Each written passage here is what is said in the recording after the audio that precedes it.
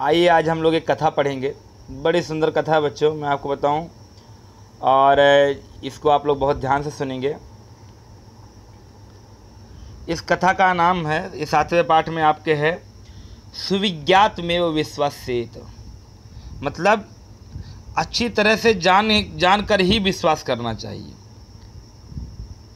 मतलब बिना जान पहचान के व्यक्ति पर विश्वास नहीं करना चाहिए। ये एक बहुत अच्छी कथा है आपके हिंदी की, संस्कृत की, क्षमा कीजिएगा। कथा प्रायः उपदेशात्मिका भवन्ति। कथा जो है प्रायः उपदेशात्मक होती हैं। एतासु सरलया रीत्या रोचकतया च विनोदशैल्या व जीवनाय। और इसमें जो है कथा जो है यह बड़ी रोचक, सरल और विनोद माने हास्य परिहास की शैली पर भी है। उपयोगिना विचारा व्यक्ता भवन्ति। और जीवन के उपयोगी विचारों को व्यक्त यहाँ पर किया गया है इस कहानी के माध्यम से। संस्कृत साहित्य कथा साहित्यस्य सुदीर्घ परंपरा वर्तते। संस्कृत साहित्य में कथा जो साहित्य है यह बहुत पुरानी परंपरा है। और संस्कृत कथा कार्येषु मूर्धन्याः नारायण पंडिताः अपि बालानां शिक्षायै हितोपदेश रचनां कृतवान्। और संस्कृत के मूर्धन विद्वान पंडित नारायण ने हितोपदेश की रचना की है। अत्रापि हितोपदेशात संकलिता एका कथा प्रस्तुयते। और उसी में से एक कथा आप लोगों के सामने हमने मतलब यहाँ पर प्रस्तुत किया गया है। तो आइए हम लोग उस कथा को पढ़ते हैं। तो अस्ति भागीरथी तीरे गद्रकूट नामनी ही पर्वते महान प्रकटी वृक्षा। एक भागीरथी गंगा के किनारे पर एक गद्रकूट नाम का पर्वत था, और एक वहाँ पर प्रकटी का वृक्ष,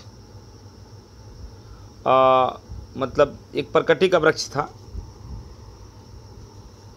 तो वहाँ पर जो प्रकटी का वो जो प्रकटी का वृक्ष था वहाँ पर, वह भागीरथी के किनारे, प्रकटी मतलब पाकड़ समझते होंगे, पाकड़ का पेड़ था और पाकड़ का वृक्ष था। तस्य कोटरेषु दैव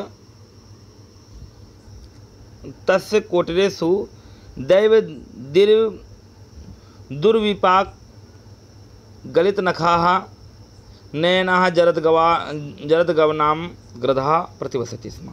एक बहुत जीर्ण शीर्ण मतलब बुढ़ा वृद्ध गिद्ध रहता था। तस्य कृपयाः तज्जीवनाय तद्वृक्षवासिनः पक्षिणः स्व आहारात किंचित किंचित धृत्य ददाति। और उसके जीवन के पोषण के लिए वहाँ पर जितने भी पक्षियाँ थे उस पेड़ में रहा करते थे, वह सभी जो है अपने अपने भोजन का कुछ कुछ अंश निकाल करके इसको दे देते थे, जिससे इसका पेट भर जाता था और इनका पालन पोषण हो जाता था।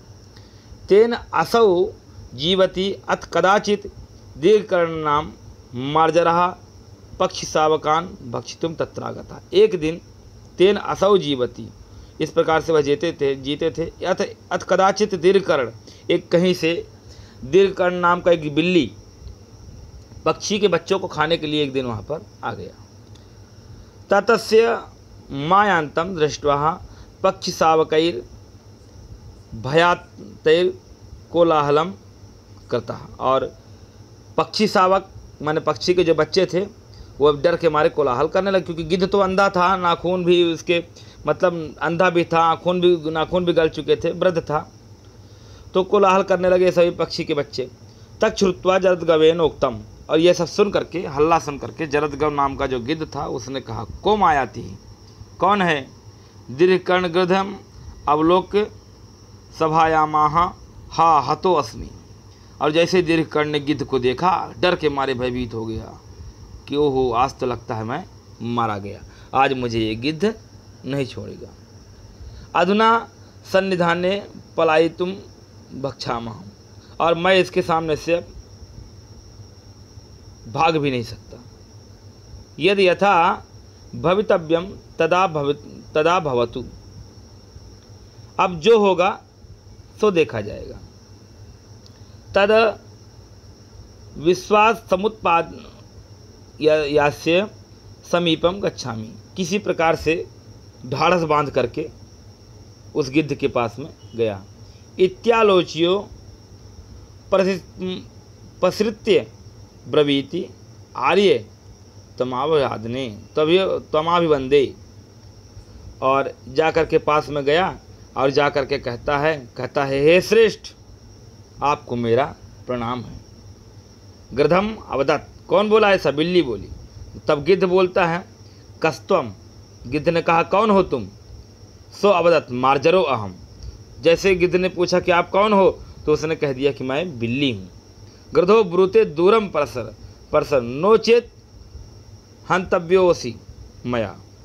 गिद्ध ने जैसे सुना कि ये बिल्ली, बोले दूर चलो और नहीं तो अभी तुमको मार दूंगा। ऐसा करके मार्जरो अवदत् श्रूयताम। अब बिल्ली बोला श्रूयताम तदवचनम ततो यद्यहम वध्यास तदा हंतव्याय था। बोले पहले मेरी बात सुनिए और उसके बाद यदि अगर मैं मारने लायक हूँ या वध करने लायक हूँ तो आप मुझे बिल्कुल मार दीजिए, मुझे कोई दिक्कत नहीं। बिल्ली ने इस बात को गिद्ध से कहा।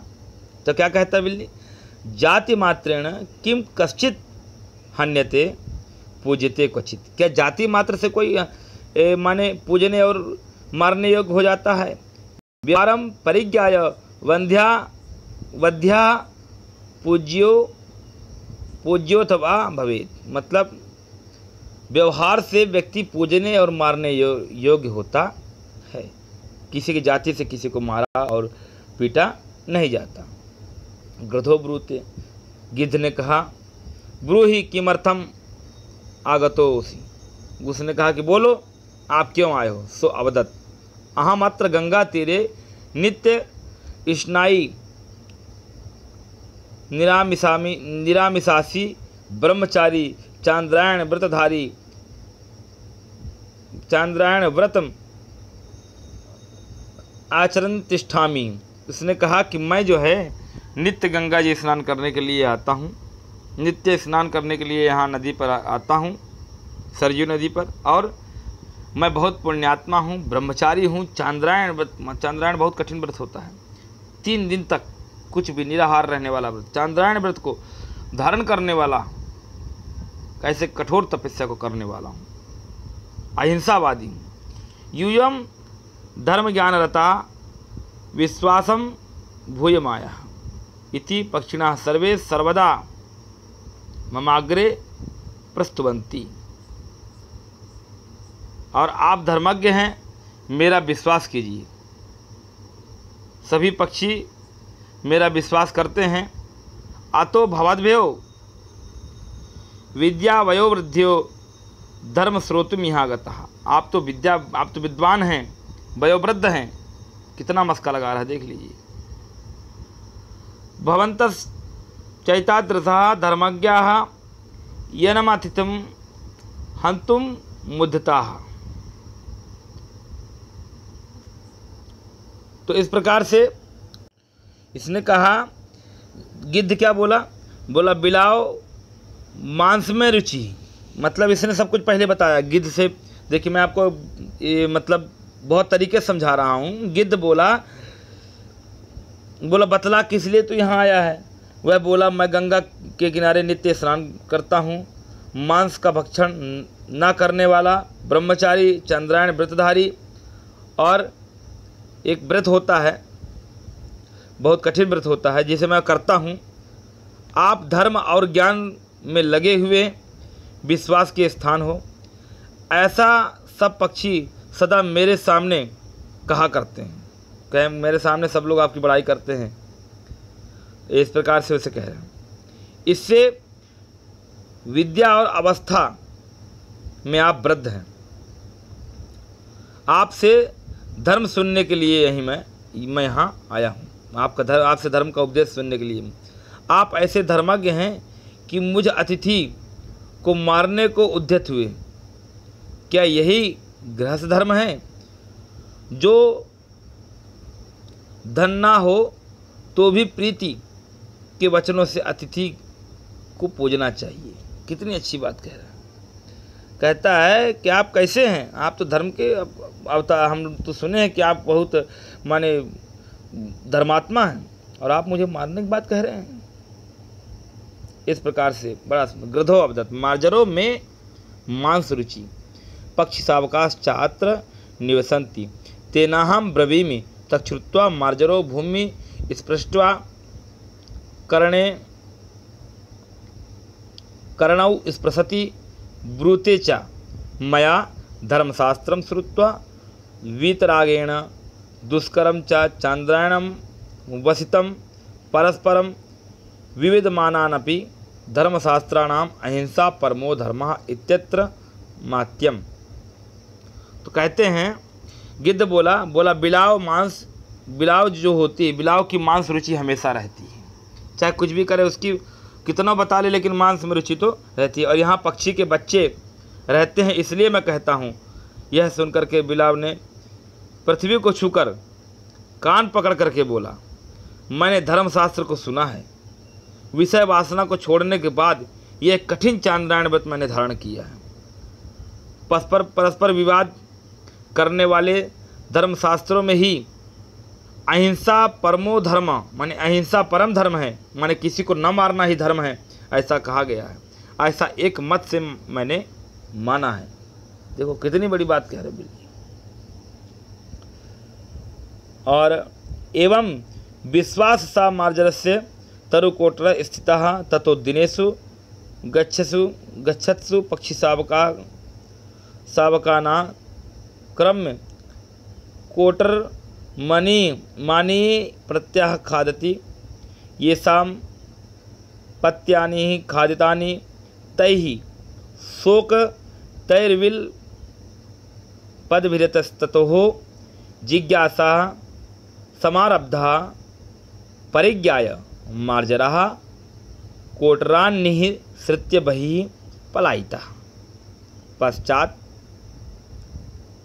पक्षी विरहततोः निरूपयादिभिः तत्र तरुकोटरे सावकास्थीनि प्राप्यतानि अनन्तरं ते ऊचुः अनेनैव जरद्गवेन अस्माकं सावकाः खादिताः इति सर्वे पक्षिभिर्निश्चित गृधो व्यपादितः अतो अहम ब्रवीमि।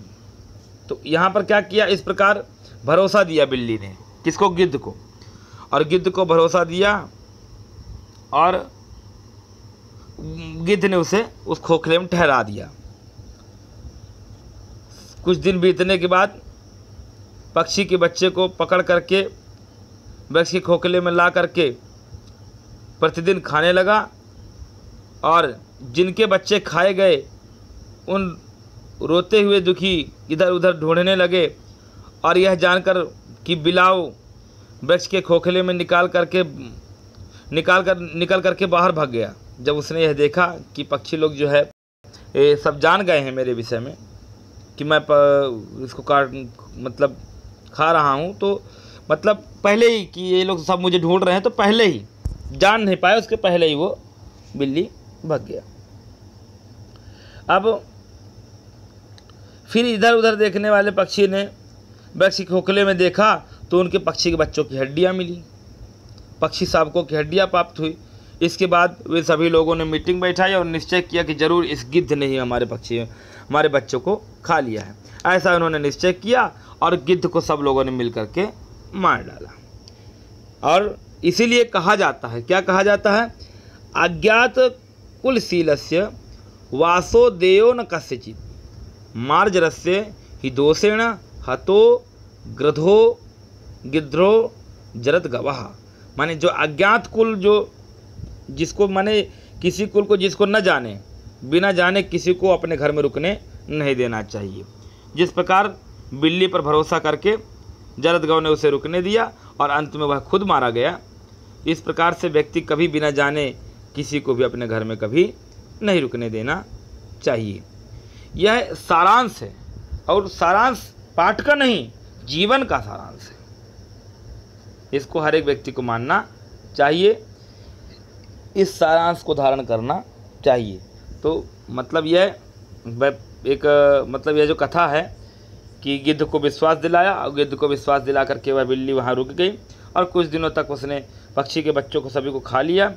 और उस पक्षी के बच्चों ने देखा कि मेरे बच्चे कहाँ जा रहे हैं, बार बार ढूंढने के बाद में जब देखा हड्डी इत्यादि शावकों के मिले तो वो सोचा कि पक्षियों ने सोचा कि यह गिद्ध ही है जो हमारे बच्चों को खा लेता है, और अंत में गिद्ध को ही मार दिया गया।